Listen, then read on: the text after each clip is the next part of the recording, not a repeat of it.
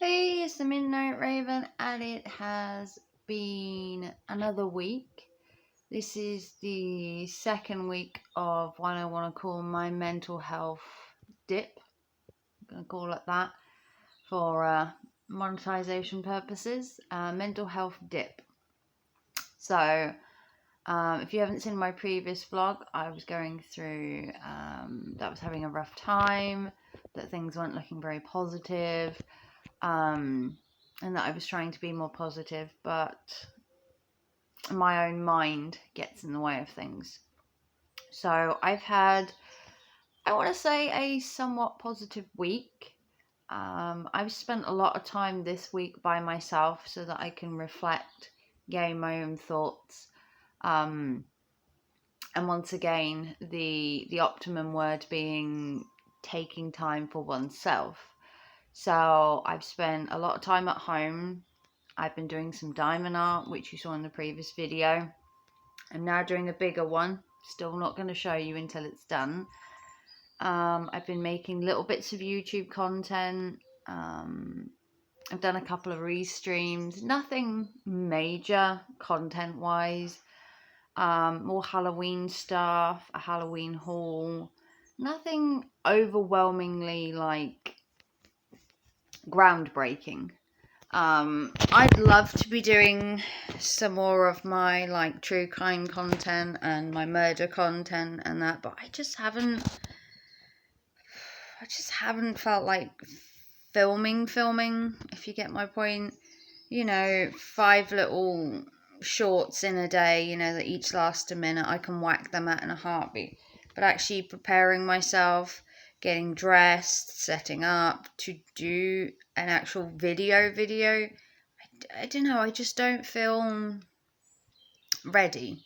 I feel I'm in the right frame of mind to go back to what I used to film just quite yet. And it'll hopefully come with time and I will get back into the swing of things. I have a week to go before I go back to work. I go back next Saturday. I am filming this the previous Friday before. I'm optimistic, yet skeptical. I'm going back to work. I do have my reservations, but I also kind of miss work. So it's like hit and miss for me. I've enjoyed the time I've took for myself. I think I needed it. I think it was coming to a point where I just needed to take a step back from everything. Life, friends, family, work, and just take that real deep look into myself, which, as I've always said, my kids, my family, my friends always come first. And then I always put myself second. And apparently that's a bad idea because things pile up. And as I live alone, I kept everything to myself, which was wrong. I should have branched out. I should have lent on people. And I just don't want to burden people with my problems. And it just overloaded me. And I realize now that maybe I should have spoke to people, but you don't want to feel like a burden. You don't want to feel like your problems are now somebody else's. And I've always been like that. I've always took my problems and would take my problems to the grave if it meant shielding other people from what I'm going through or how I'm feeling, because I hate being a burden to people. I hate having to reach out for someone for help. It's not how I was brought up. I was always brought up to be strong, be independent. I live alone, I have a job, I have my own money. I brought up my kids to start with in their life kind of independently, and then when I got my partners, I was still the more dominant one when it came to parenting, always have been. My kids need me, I'm there in a heartbeat. I'll drop everything. I'll walk out of a job, I'll drop everything just to be there for them. But then you forget about yourself and realize that you're a person. You have thoughts, feelings, goals, wants, and need. And you put everybody else ahead of you. And apparently, I should learn to lean on people slightly, which is a really hard thing to learn, that you don't necessarily have to struggle alone. You don't have to take the burden of everything on your shoulders.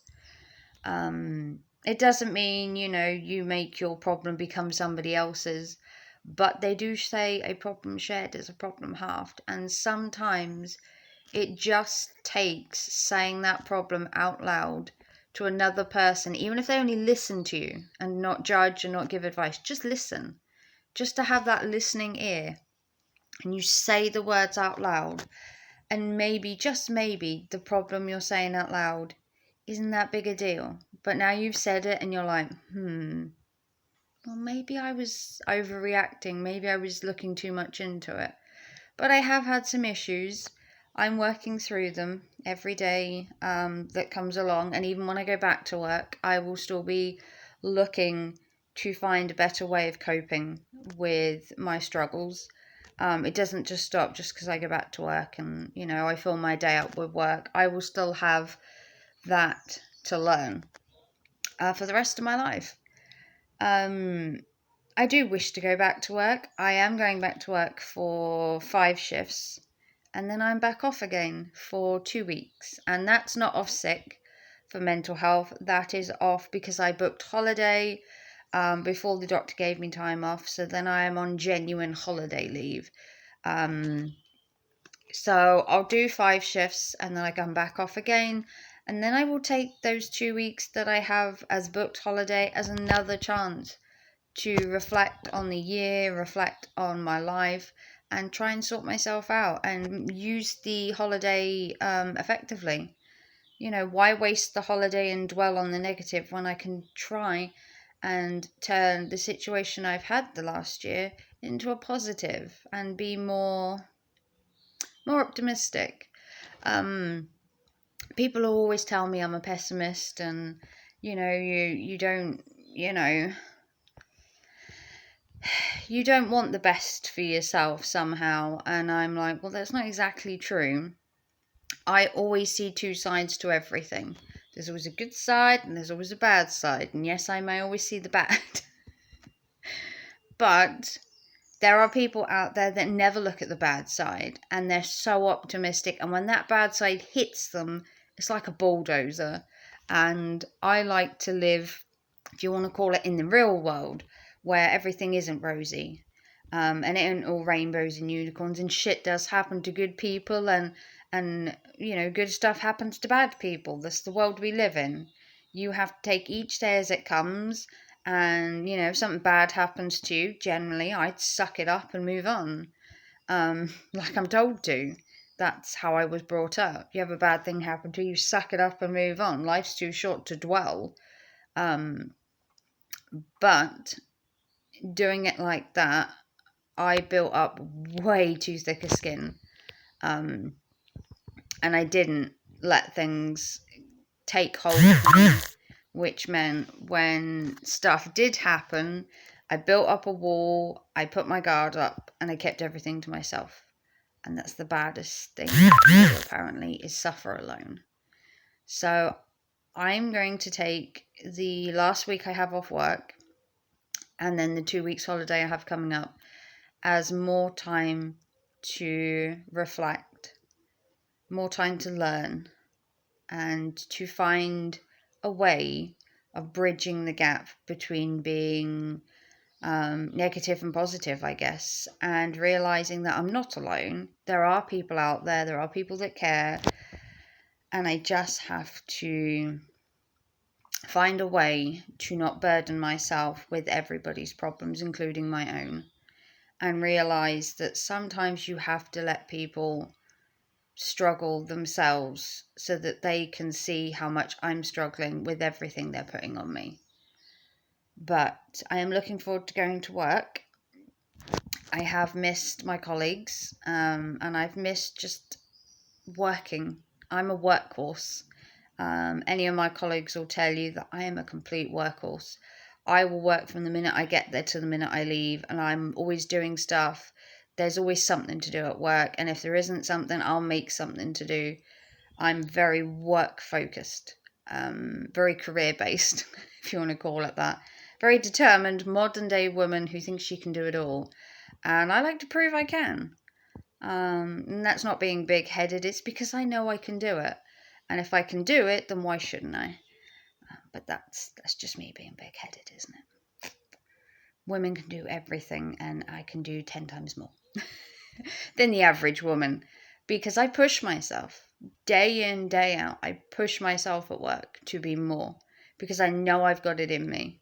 And sometimes maybe a little too much. Maybe I could rein it in a bit, but that wouldn't be me. I have a workhorse personality. If there's a job to be done, it can be done today. It can be done efficiently, on time, to a high standard, and that's how I work. That's how I've always worked.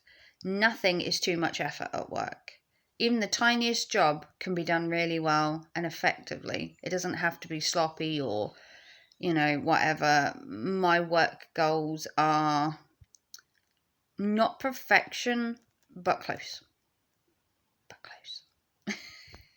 My work colleagues will hate me for all of this. They're like, she's like a corporal at work. She's like cracking this whip, and I'm a sales assistant, so I don't crack whips. I don't give out orders, but the work I do really effectively to my own standard, which is very high. Some people would probably say, no, that display looks great. You can stop. And I'm like, no, it doesn't look good. Well, I need to do more. And I'll push myself. Maybe a bit too far sometimes, maybe put way too much workload on me. But that's how I've always worked. And you know what? I enjoy it. Yes, some days are harder than others, but when I stand back and I look at my display and I can say, I did that, I put the time in, I put the effort in, and I'm proud of myself. Really proud of the work I put out. So my struggles are not just work-based, they are home-based, they're life-based. And I'm not going to bore you with my life troubles, but there are certain things that have happened in the last year, and if you've been part of my channel, you will know this. And if you are new, just know that I've been down, but hitting rock bottom means you can only go up. And I haven't hit rock bottom, but I realised I was going down, and that's a good progress to stopping that, to get back up again, which is what I'm doing. So if you're out there and you're concerned and worried about a friend, a family member, a colleague who may be showing signs that they're stressed, they're over worrying, they're silent, they're distant, they don't seem to be engaging as much as they did, just give them a friendly little, how are you doing? Just asking somebody how they are can mean the world to them. If you're like me and you live alone, going to work and someone just asking how your day was or how your weekend was, it can make the world of difference, because it means they're interested, they care. And if your friend or colleague is struggling, don't push them to get the answers. Talk to them, listen to them. If they want you to help them, most people will give you a sign. I gave no one a sign, and I struggled. And I probably should have done, but that's me.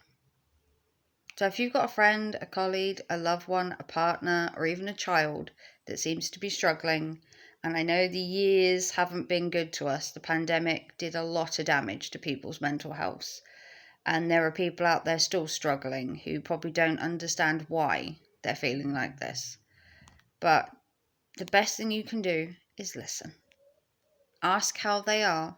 Don't pry, don't push. Just say, how you doing? And hopefully they'll open up to you. But you can't fix their problems. They have to realize they have an issue, and then they have to come to terms with it, which is what I am doing. And it takes time, and it's not something you can rush. So if you're out there and you're struggling, seek some kind of solace in a friend, a colleague, someone you trust, or someone you at least feel comfortable talking to. And you don't have to feel like you're burning them with your problems. Give them as much details as you feel comfortable. Let them listen to you. And if they want to give you some advice, listen to the advice, but it doesn't mean you have to take the advice. They're just trying to give you an open-minded opinion on your situation. But if you really are struggling, seek help from a doctor. Don't suffer in silence like I did. It's not good for your mental health. It's not good for your well-being. And life is short. You really don't want to be dwelling too much. But if you're new here, thank you for listening. My old friends on YouTube, you know my daily struggles. I'm so glad you lot are still here listening to me rambling on about my poor life.